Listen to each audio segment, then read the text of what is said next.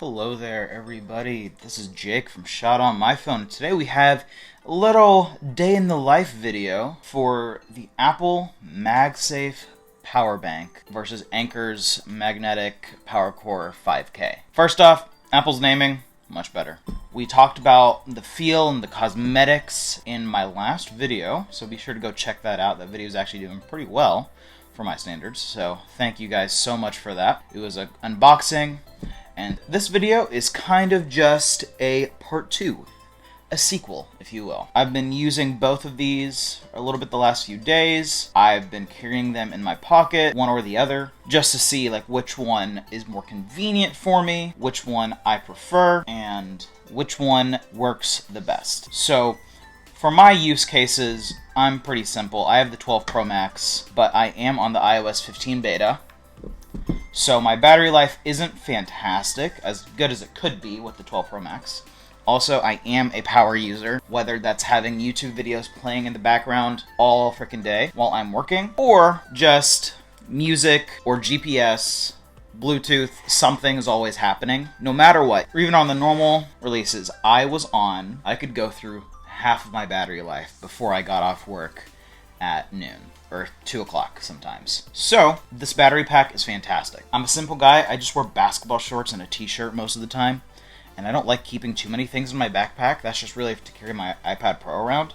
So I like having these in my pocket. Now, obviously, whenever I have my wallet attached to my phone, like this, I can't have the battery pack. So I have to just keep it in my pocket, the battery pack in my pocket, whenever I'm walking around, until I'm ready to use it. So, what I do is I'll have my AirPods Pro and one of the battery packs with me in my pocket, and then when I'm ready, I'll switch the wallet with the battery pack and put the battery pack on the phone, and then I'll put the wallet in my pocket with the AirPods. When it comes to comfort carry, I would definitely say Apple's is much more comfortable. It's less bulky. Again, we talked about this in the last video. It's less bulky. It actually doesn't, it's not as hard. It doesn't feel as rough as Anker's version, so it's just easier to slide right into my pocket, and it's more convenient for me in that way. So I know a lot of people are talking about how Anker's has a little bit more battery in it, especially for the price. It's much better. Now, again, me using a 12 Pro Max and all, I don't need a full charge. When I put my battery pack on the phone, it's probably when my phone gets to about 30%. And when my phone gets about 30%, I would say that's around, 5 p.m. So I just need, the extra boost to get me through the rest of the day until I'm ready to go to bed by like 10 or midnight or something. And I don't want to put my phone on the charger at night on a full charge. So I have this thing on. Again, I'm constantly using the phone, whether it's for work or entertainment or something. I will have it on the battery pack, and I don't even notice the battery pack's there when it comes to Apple's. Anker's, I definitely notice that it's there.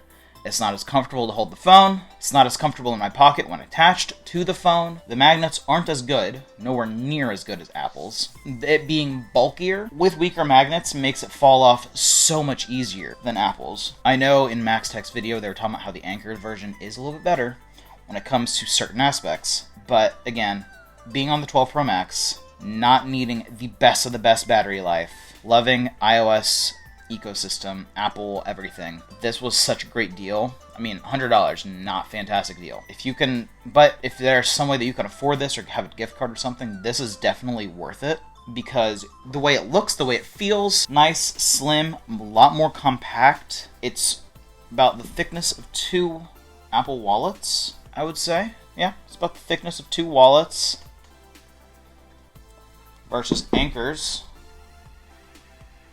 which is the thickness of about 3 wallets. So Apple's is more comfortable to hold, more comfortable to carry. Again, I would say it's just preferable all around. I am using iOS 15 beta, which video on that coming very soon. So the only thing I'm not getting is when I put the battery pack on the back of my phone, it doesn't show the animation.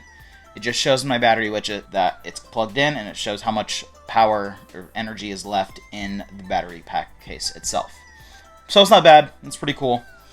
Hopefully, in the next coming days, iOS 15 Beta 4 will be out, and they will have the support for the animations and such on the battery pack. One thing I really want to do, which I can't do yet, is I have a MagSafe charger by my bed. Instead of buying a second MagSafe charger for the living room, I put my bedroom MagSafe charger in the living room, and then I'm going to have this battery pack plugged into a lightning cable right by my bed. And so when I'm ready to go to bed, I will plug this in and then put my phone on it.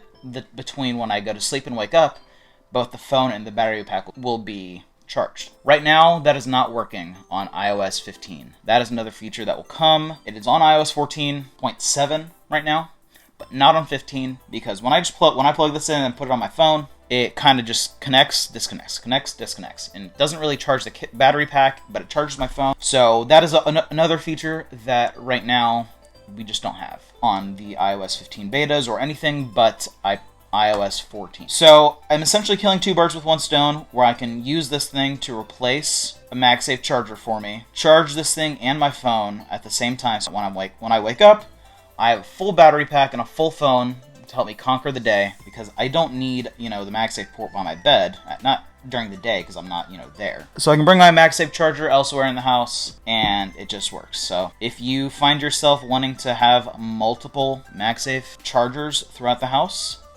I would suggest one of them being this. I know it's a bit expensive, not as much as the MagSafe Duo, but this thing can't charge your watch, unfortunately. What it can do is, again, double as a battery pack when you're not using it, and then as a MagSafe puck whenever you need the MagSafe puck, whenever you can be wired. It'll charge this thing. It'll be super nice. What would be really cool, and I don't know how possible this is, but just the simple MagSafe puck. What if Apple had the wire, was able to be disconnected, and that was the only battery charger pack thing we needed? That little puck could go on the back of your phone that would charge your phone wirelessly, and then you plug it in and it would charge it. That would be pretty cool too. I don't know how possible that is. The thing being so thin, it's not going to be able to fit much hardware in there, strong of a battery life, so I doubt that's possible. But yeah, so hopefully this day in the life, quick little video, I guess it wasn't really a day in the life, but it was how I use these throughout the day. The Anker charger, I will say, charging with USB-C, I can do the same thing as this MagSafe charger. Just plug in the USB-C port by my bed and put my phone on this, charge this and my phone overnight, and it will be, and I can use both. But again, I hate the way this thing feels. I hate the way it looks. I don't think it's worth it. Also, it has these 4 lights, so whenever it is charging overnight, the lights kind of bother me, so I just don't care for it. But yeah, that is all for this video, guys. Thank you so much for watching. Be sure to check out my other channels. I have a couple more links in the description below. Until next time, I'm Jake. This is Shot on My Phone.